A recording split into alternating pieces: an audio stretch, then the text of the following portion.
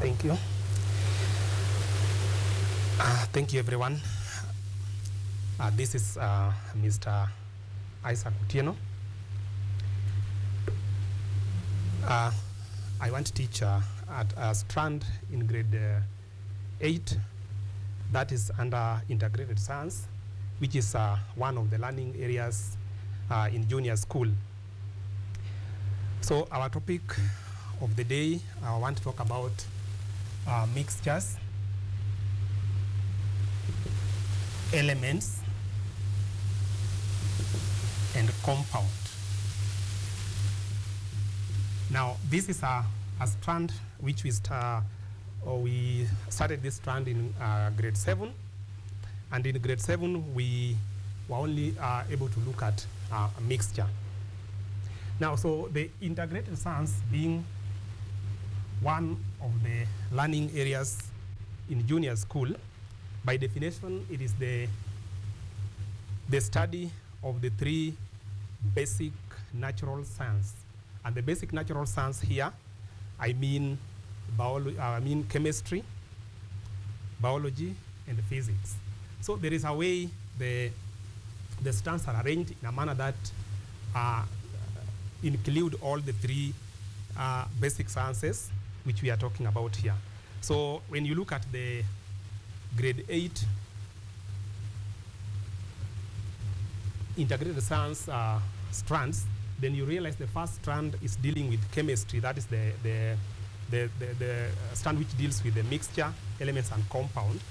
Then now the second strand, which is supposed to be covered in second term, is about the living things and their environment, which is now biology. Then the last one is force and energy, which is now about the physics. That's why when in the definition we talk about integrated science as the study of 3 basic natural science. So back to the strand of today, we want to talk about mixture, element, and compounds. But I want to go back to what we learned in grade 7, where we looked at a mixture. So we need to, first of all, to understand the meaning of mixture. So a mixture simply means it's the combination of 2 or more substances combined together. They make what we call a mixture. Now, so if, for example, in grade 7, we talk about having a mixture, for example, we have maize. Then we mix this maize maybe with beans. Then whichever now we have is a mixture. So it is a now combination of the 2. The maize and the beans here are the substance. So we mix them together so that we form what we call a mixture. So when we combine the 2, the result here is what we call a mixture. Now then in grade 7, again, we talked about the types of mixture, whereby a mixture can be solid to solid mixture. Then we can also have liquid to liquid mixture.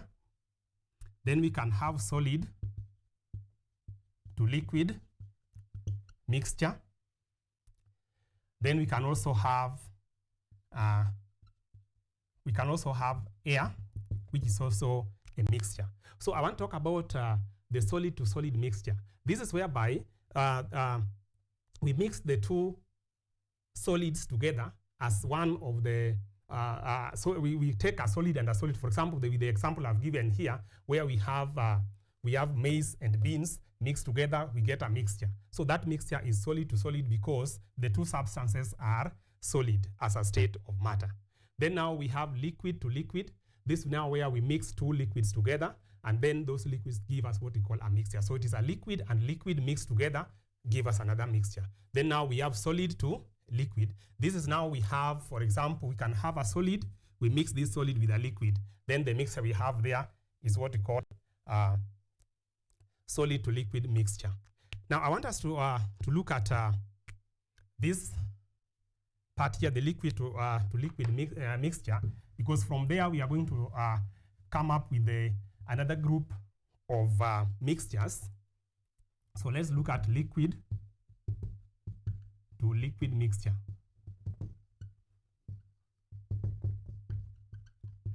So from this is where now we are going to come up with another category whereby we are going to have what we call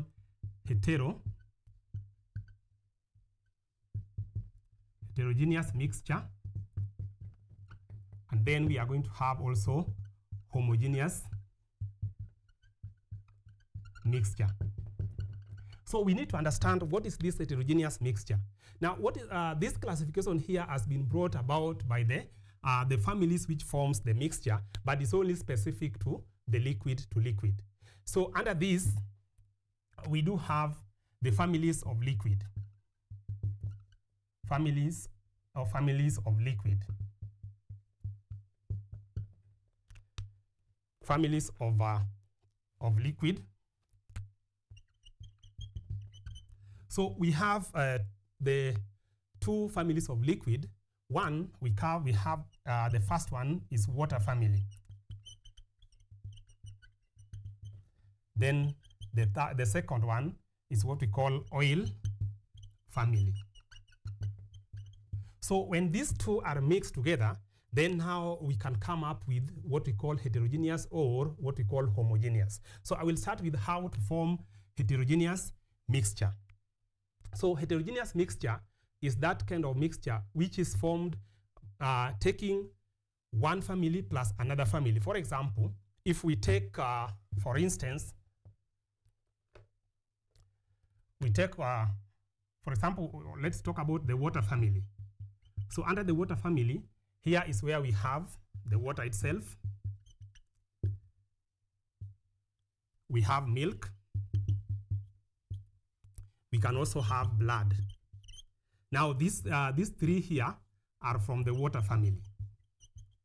Then now we have the oil family. So under the oil family, mostly here we have petrol or the oil product. We have petrol, we have diesel, we can also have paraffin.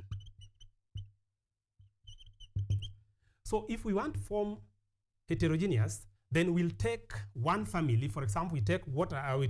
From the water family, we can pick, for example, water. Then we mix this water with oil family, for example, petrol. The result of what we are going to form here is now what we call heterogeneous. Why do we say it is heterogeneous? It is because heterogeneous is the type of mixture which is formed by two different families, and they can be separated by a physical means. Why? Because oil and water and petrol cannot do that. They cannot mix completely. Then that's now what we call heterogeneous, and it can be separated by using a physical means. But now when we take, for example, diesel and petrol and paraffin, then we mix them together, then we are going to form what we call homogeneous. So the homogeneous, it mixes completely, and it is not very easy for us to separate them using the physical means. So the classification under the heterogeneous and homogeneous is only based on liquids, but it depends with the family of liquids mixed. For example, you mix water family together with the oil family, you form what is heterogeneous, which can be separated. But if you mix water family and the water family, or a member of water family and the water family, then you form what we call homogeneous, which cannot be separated. And therefore, when you want to do the separation, or you put them maybe in a beaker, and then now you are able to see to look at the mixture form, you realize that the two water family and oil family will form a layer, and therefore you can separate them. But if you mix the oil family and oil family, then the mixture becomes uniform, and therefore you cannot be able to separate. That is what we learned in grade 7 about the mixture. Now the same grade 7, we also talked about methods of separation of mixture. Methods of separation of mixtures. So here we have several methods in which we can use to separate mixtures. For example, we have decantation. We have decantation as a method. So this is now methods of separating mixtures.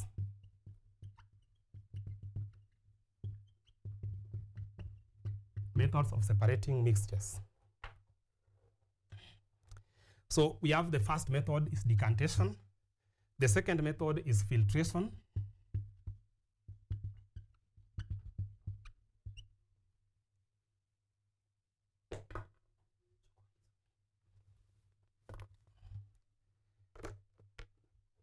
Thank you. Filtration. We have evaporation. We have winnowing.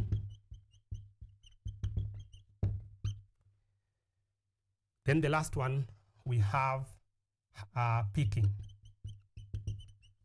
But now, what do we need to know? What we need to know here is that which mixtures can be separated using decantation, and which mixtures can be which mixture can be separated using filtration, evaporation, winnowing, and picking. When you start by decantation, this one only is applicable where we are separating a solid from a liquid. For instance, when we have a mixture of soil and water, then we can do decantation because we realize one substance will settle. For example, if we have a mixture here of sand and soil, then we realize that the sand will settle down, or the soil will settle down here. Then we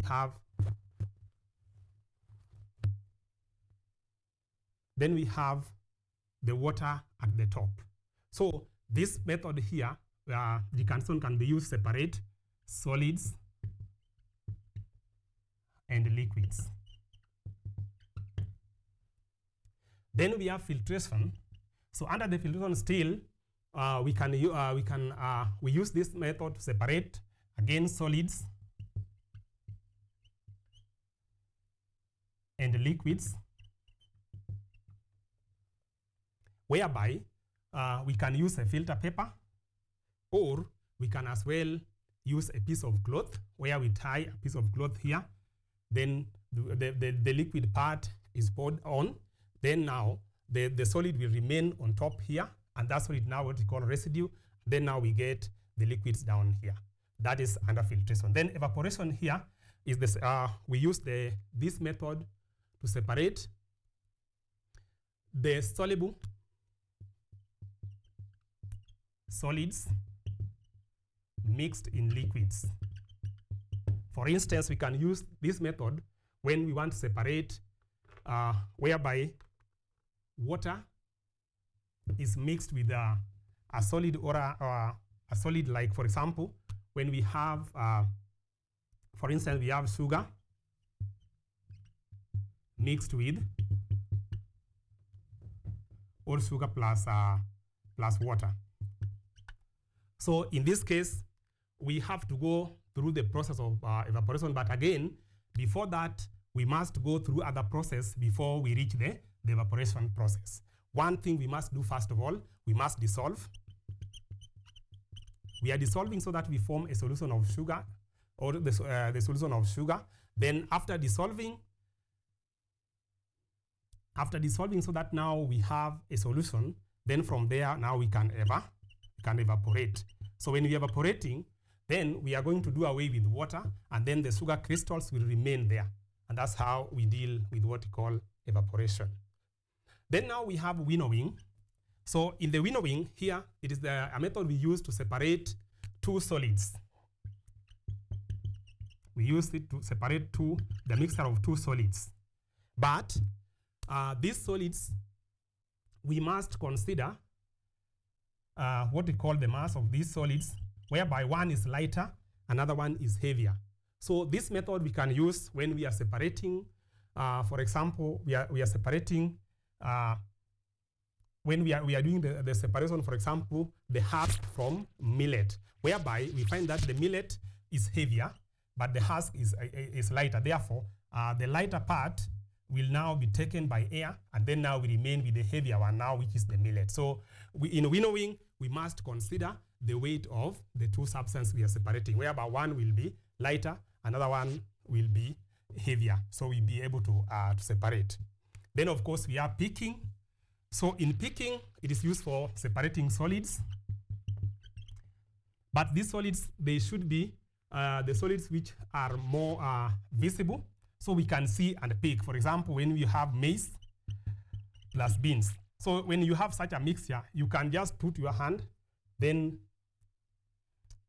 you pick maize within the mixture, then you remain with beans. So there we use picking.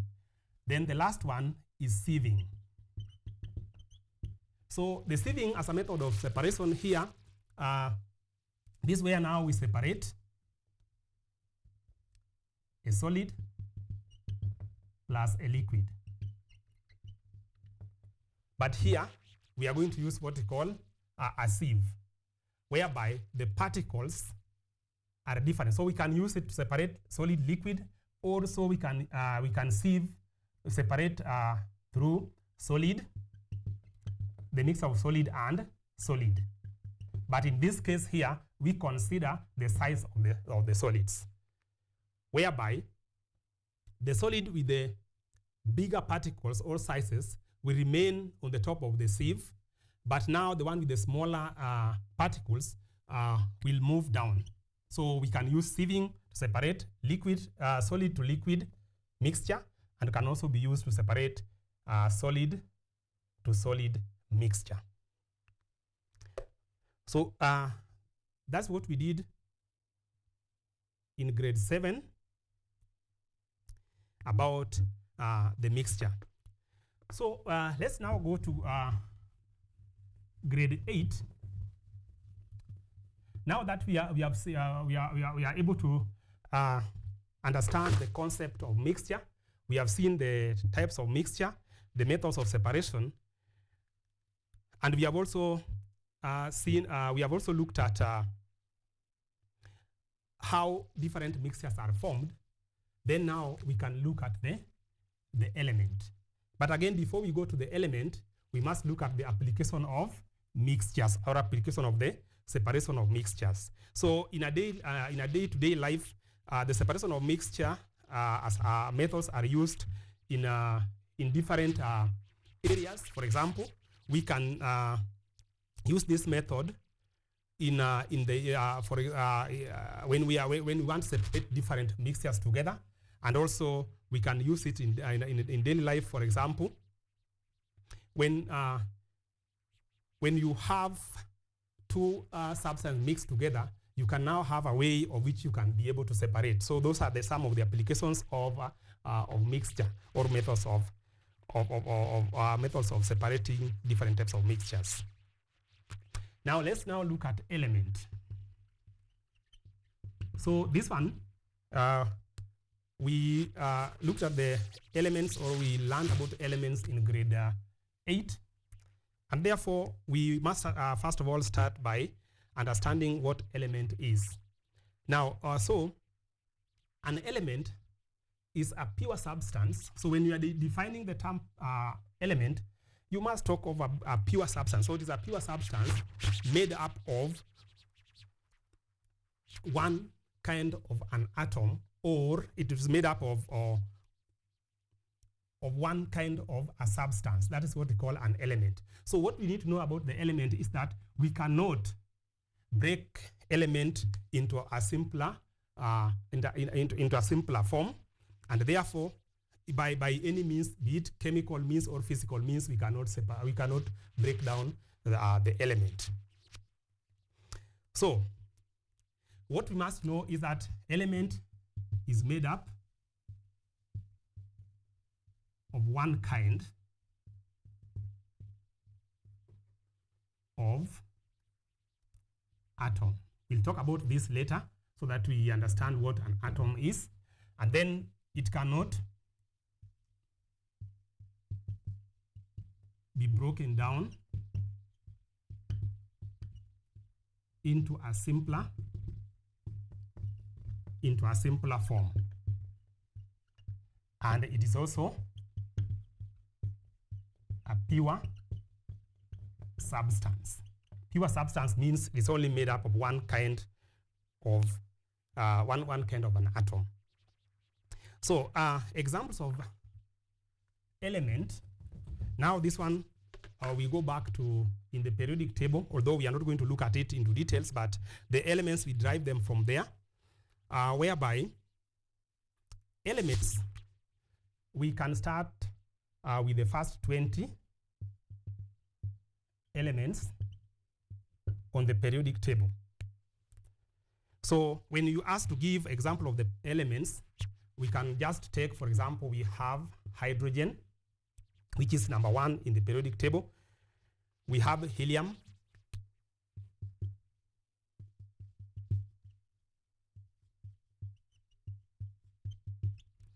Then, or we just take 3, then number 3 we have lithium. So these are just few examples of elements. But in grade 8, we looked at the first 20 elements, that is from hydrogen to calcium. So once we have looked at that, of these elements, now once we have known what are the elements, then now we go and look at how to write their symbols, because in science, there is a way we are supposed to write. For example, when we talk about hydrogen, then it has what we call a chemical symbol. So how do we write that? So we can look at how to write a chemical symbol for elements. So there are rules which must be followed when writing a chemical symbol of any element. So what are these rules we are supposed to follow? One, the first rule is that the chemical symbol of an element is usually the first letter. Is usually the first letter of the English name or the first letter of the Latin name of that specific element. For example, we have elements which normally derive their chemical symbol from their Latin name, and we have the ones which derive their chemical symbol from their English name. For example, if I want to take, for example, one which takes the English name and the other one which takes, for example, the Latin name. So I will take, for example, the first one, which is called magnesium. This is an element. So how do we write the chemical symbol for magnesium?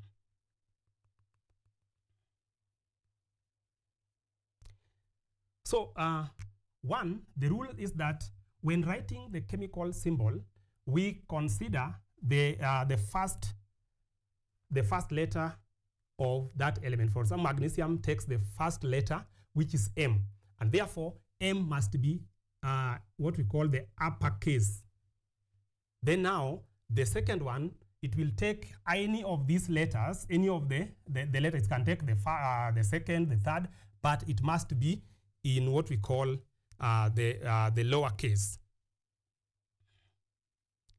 For example, so like in this case, it will take the third one, which is G, and therefore it must be a small, what we call the lowercase. So if in any case you write the chemical formula, for example, you write M, then you write this, then this is very wrong, because the rules requires that only the first one is supposed to be the uppercase letter, but the second one is supposed to be the lowercase letter. So therefore, for magnesium, we have this. Now, this one here, it is M because magnesium does not use, it derives its chemical formula from the English name. But now when we talk about, for example, the one like sodium, we realize that now sodium, the chemical formula is now different because sodium derives its chemical formula from its Latin name. And therefore, the Latin name for sodium is what we call natrium. So, therefore, for the sodium, we take the first letter of its Latin name, which is N here. And therefore, when we want to write now sodium, we now write N, the uppercase. We write N the uppercase, then we have the lowercase, which is A. So when you look at this, we must now be able to know which elements derive their chemical formula from their Latin name and which one derive their chemical formula from the English name. So for the ones which take the Latin name, these are like, for example, we have silver, we have copper, we have sodium, and also we have lead. So with them, they derive it from their Latin name, and therefore, when you're writing their chemical formula, you must consider the first letter of their Latin name to come up with a chemical formula. So I've said the first letter is usually must be the first letter of the Latin name or the English name. Then the chemical symbols are derived again from either it is a Latin or the English name.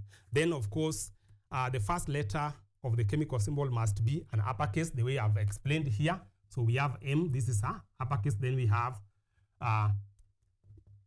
G here, which is the lowercase. So if you write this, it is correct. But if you write, for example, this, then this is very wrong. And again, if you write, for example, M, then the second is also the uppercase. This is also wrong. So the second letter is not necessarily to be the second letter of the name, but it can be either the second, it can be the third, depending on how it forms the chemical or symbol of that element.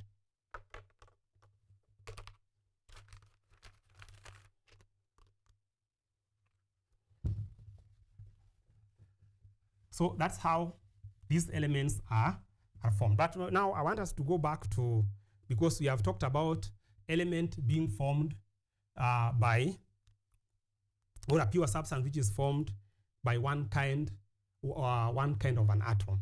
So we must also now go back and look at what is this atom we are talking about, which forms the element. So an atom, by definition, is that it is the basic building block of an element, and therefore an atom is what makes up the element. And therefore, again, this atom, we look at it later. We are also going to see what makes up an atom, because as atom makes up element, then again, atom is also made up of other things, what we call subatomic. The subatomic. So the subatomic are now the building block of an atom, and an atom has the three subatomics. So we are going to look at them when we'll be looking at the structure of an atom. And then we see these three subatomic, where can they be found? And why are they important? Because we are going to use them when we'll be studying this, the structure of an atom into details. We are going to use the three subatomics. Good. So once we have looked at that elements, then we need to know these elements have what we call atomic number. So the atomic number simply means the arrangement of the elements on a periodic table, whereby when you say that hydrogen is the first one in the periodic table, then the number 20 is calcium, then that the way we follow number 1 up to 20, that one now gives us what we call atomic number. For example, hydrogen is atomic number 1. Then now calcium down here is number 20. Those are what we call the atomic number. So atomic number is also very important because it is going to help us when we are now studying the structure of an element. For example, when we look at the electronic configuration of an element. So we will need the atomic number, but we'll look at it later. Then now, we can go ahead and now look at what we call compound.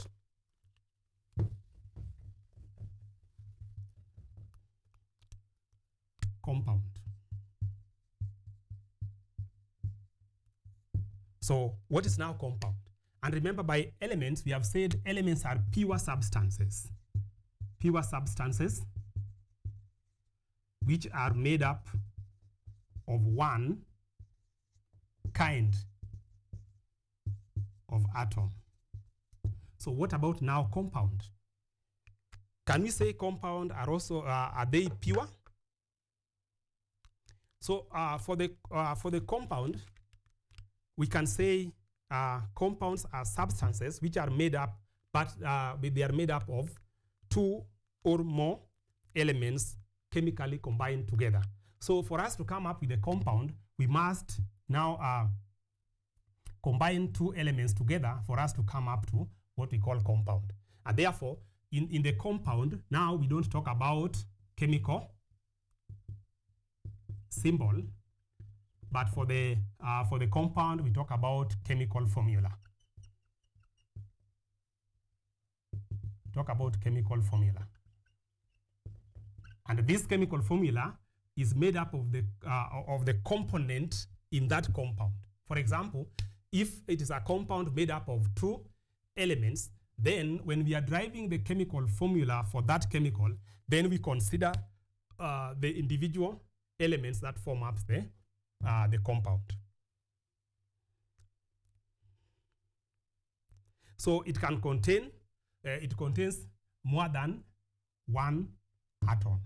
For example, when we look at the examples of this compound, we just take one example, then we look at this example, and then we want to look at which elements make up that compound.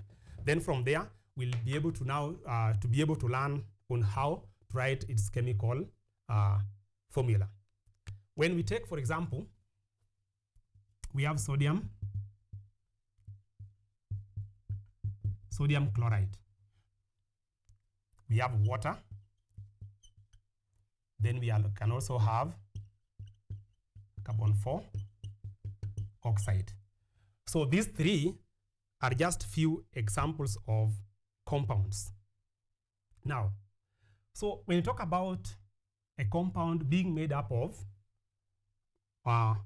more than one type of an element, for instance, when you talk about sodium chloride, we can see the elements which have been used to make sodium chloride. So we have sodium plus chloride. So this sodium is an element. Chlorine here is also an element. That one means what? There are two atoms of different kinds which makes up a compound called sodium chloride. So when you talk about sodium, it has its chemical symbol, which is this. Then we have chlorine, which is that. Now, when we want to form now the chemical formula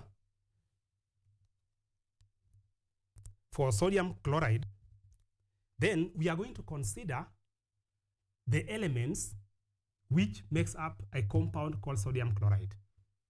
Which are those elements? Sodium and chlorine. So how do we now write the chemical formula? So the chemical formula will be derived from the individual element which makes up that compound. For example, we have now sodium, then we come with what? With the chlorine. But the rules still remain. We cannot now start writing the chemical symbol for chlorine with a lowercase letter. So the rules still remain. So now we have sodium chloride. Now this one here is what we call now the chemical formula. That's the chemical formula. But when we have, for example, sodium, then this is now chemical symbol. So when you look at this, then you realize there is one atom. When you look at sodium chloride, we realize we have one atom of sodium. Then we also have one atom of chlorine. So these two mixed together, we get a compound called sodium chloride. So that's how a compound is formed. So a compound is formed by two elements chemically combine together to form what we call a compound. So we have seen on how we are supposed to write the chemical formula for compounds. Another compound, we have looked at sodium chloride. Another one is water. So are we in a position of coming up with or be able to identify the elements which makes up a compound water, because water is a compound. So when we want to now write the chemical formula for water, we must be able to look at the individual elements which makes up the compound water. Thank you. So which are these elements?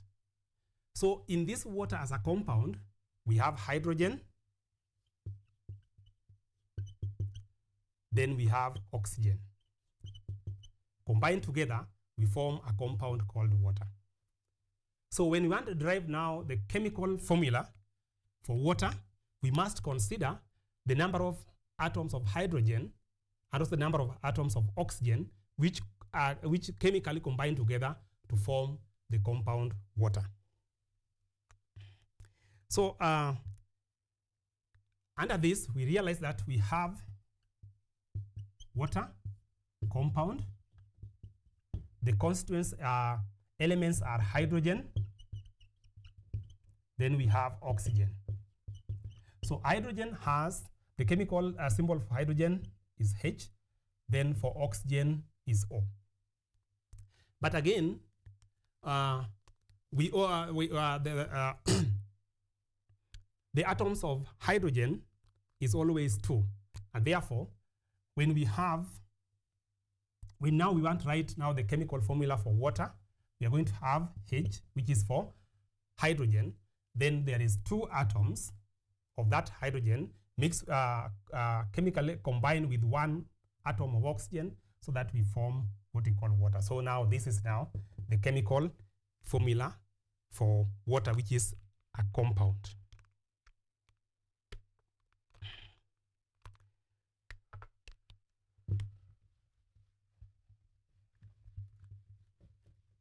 Next, because I wanted to look at the 3 compounds, the next one is carbon 4 oxide.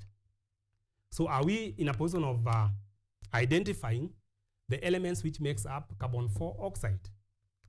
Those elements which makes up carbon 4 oxide, here is where we have, so we have carbon 4 oxide, which is compound. The elements which makes up that compound, one, we have carbon, then we have oxygen.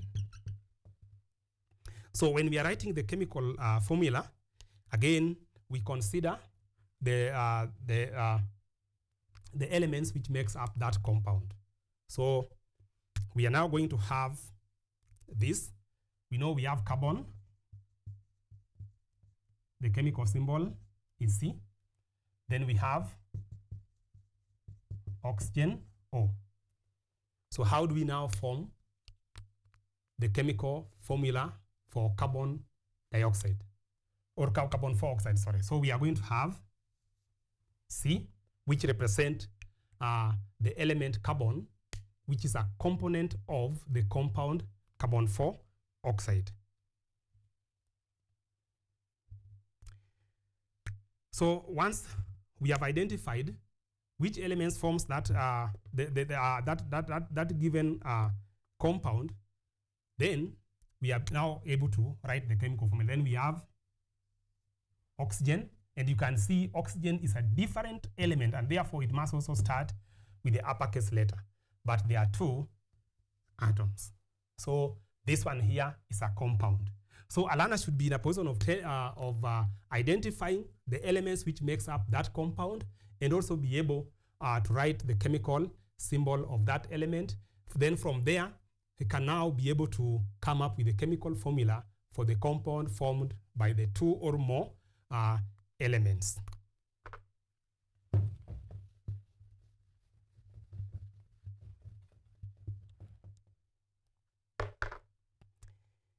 Good. So we have looked at elements.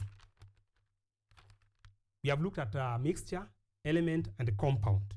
Now, we want to now look at into details what we call an atom.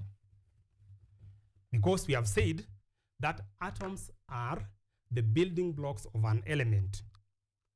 And how do we now form the compound? Compound are formed by combining two, more than one elements combined, chemical combined together to form what we call a compound. Now, let's now look at the structure of an atom, which is also one of the substance in grade 8.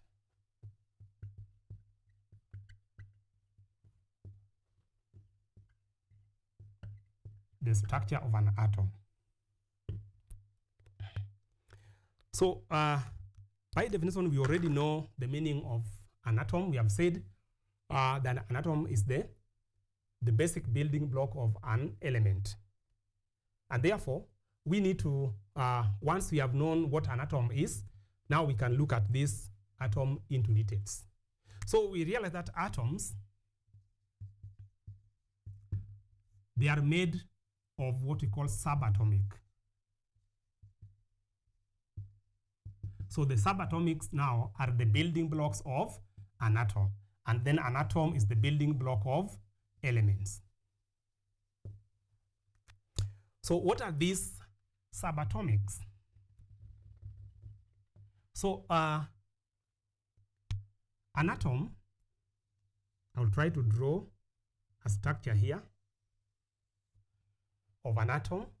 It has two regions. So the two regions, the inner region is what we call nucleus. So in the nucleus, the subatomic found in the nucleus are protons, and then we have neutrons. So the protons and neutrons are found in the nucleus of an atom, the inner part or the inner region of an atom. Then we have the surrounding region, which surrounds the nucleus. The subatomic found there is called electron. It's what we call electron. So once we have known the structure of an atom, we know it has a nucleus. And what do we have in the nucleus? We have protons and neutrons. Now, this proton and neutron, they have different charges, whereby we have proton has the positive charge, neutron is neutral, and then electron has the negative charge. So just to go very fast and look at this.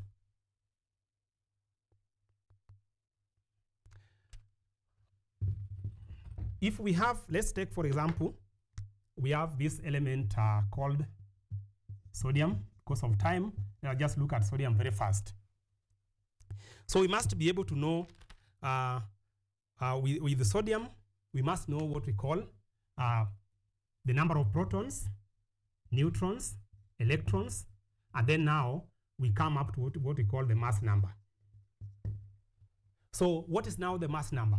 The mass number is the sum of the subatomics in the nucleus of an atom. For example, when we want to get the mass number of sodium, then we are going to add the number of protons plus neutrons found in the nucleus of the sodium as an element. So sodium has the number of protons are 11, then neutrons are 12. So when now we want to present, for example, the sodium, we'll write it this way. The chemical formula, the chemical symbol, for example, chemical symbol. Then now we cap the mass number is now it's now superscribed up here. So we add the number of protons plus the number of neutrons. So we have 11 plus 12, we get 23. So that 23 is written here. And therefore, this one here is now the mass number. How did we arrive at the mass number? We have added the number of protons plus the number of neutrons. Then down here, now is where we write what we call the atomic number, which is the same with the number of protons. So here is 11. Now, we want to write the electronic configuration of this element sodium. Then we are not going to consider the mass number, but we are going to consider the number of the atomic number, which is number 11. So let's now very fast write the electronic arrangement of sodium as we wind up. So we'll start by the nucleus. We have protons, we have said there are 11. Neutrons, we have said there are 12. So there are rules for writing the electronic arrangement. We must know what we call the energy level. So the energy level refers to the regions of an element which are occupied by electrons, which is one of also the subatomic of an atom. So we go and draw the first energy level. But what we need to know, student, we need to know that the energy level, we have this rule 288. That one means what? The first energy level must accommodate a maximum of 2 electrons. And it is the electrons which we are using here, not the protons or neutrons. Then we have the second energy level also has 8. The third energy level also have 8. That is now what we are supposed to know in grade 8. So from there, the number we are dealing with is number 11, which is here, the number of electrons. So from there, we know that the first energy level must carry a maximum of 2. Therefore, we have this, the first energy level, we have 1, 2. This 2 must be subtracted from 11, then the total number of electrons. So when we subtract 11 minus 2, we remain with 9. So we still have 9 more electrons to arrange. That one means what? We are through with the first energy level, and therefore we are going to the second energy level. The second energy level must carry a maximum of 8. But we have already 9 electrons remaining. So it is now 9 minus 8. So we have 1, 2, 3, 4, 5, 6, 7, 8. So what is remaining is 1. So the second energy level is full with 8 electrons. Therefore, we are going to the third energy level because we still have 1 more electron remaining. So we go to the third energy level. There, we only have 1. And therefore, the electronic configuration of sodium now will be 2, because there are 2 here. Look at the first energy level. It has 1, 2. So the 2 electrons. Then you go to the second energy level. We have 1, 2, 3, 4, 5, 6, 7, 8. So we have 8 there. Then we go to the second energy level where we have only 1. Now, once we have done this, then now we can be able to classify these elements into metals or non-metals, because we'll there's a rule that we look at the number of electrons on the outermost energy level, and that one now we can use that to tell whether this substance is an element, is a metal or non-metal. For example, if it has 1, 2, and 3, then those are metals. Those are metals. If they have 4, 5, 6, those are now non-metals. So we can look at this. Sodium has 2, 8, 1, and therefore it has 1 here. Now we can tell sodium is a metal. So from there, a learner can be able now be in a position now to even to classify this element into metals or non-metals after the learner is now able to understand how to write electronic arrangement of a given metal, or sorry, of a given element, then now they look at the number of electrons in on the outermost energy level. Then from there, they can be able now to classify an element as a metal or non-metal. Up to there, I just want now to thank you for watching, and I would like again now to advise the learners to continue revising very well, because these are they are new things to them, but with the determination and a proper programming, and also revising the teachers the work which have been done, they'll be able to get the concept. Thank you very much for watching.